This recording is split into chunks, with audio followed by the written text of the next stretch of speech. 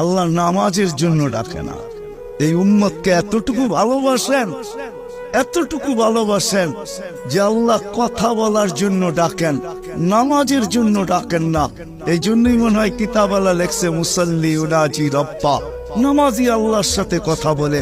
রাত্রটা যখন পার হয়ে যায়, সুবে সাদেক যখন হয়ে যায়, তো আল্লাহ চিৎকার দিয়ে মনে হয় বলতে থাকেন, রাতটা পার হয়ে গেল, তোর সাথে কথা হইল না, জলদি একটু উঠ না, একটু আয় না, তোর সাথে একটু কথা বলি না।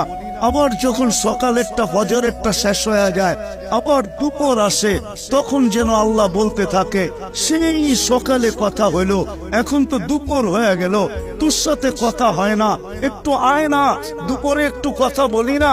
দুপুর যখন গণায় আসর বিকাল হয়, তো আল্লাহ আবার ডাকে, সেই দুপুরে কথা হইলো, এখন তো বিকাল হয়ে গেল, আয় না, তোর সাথে একটু কথা বলি না। বিকালের পরে যখন সূর্য ডুবে যায়, তো আল্লাহ আবার বলে, সেই বিকালে কথা হইলো, আর সূর্যটা ডুবে গেল, এখন তো রাত্রই হয়ে গেল, আয় না, তোর সাথে একটু কথা বলি না, যেটাকে মাগরিব বলে। আপনি বলবেন এশারের সময় কেন কথা বলে?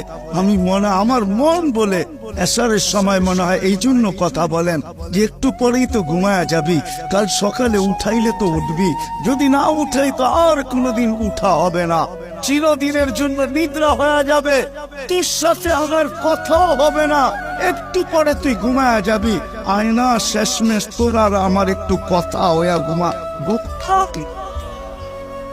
আমার তো মনে হয় আল্লাহ কথা বলার জন্য ডাকে, নামাজের জন্য ডাকে না।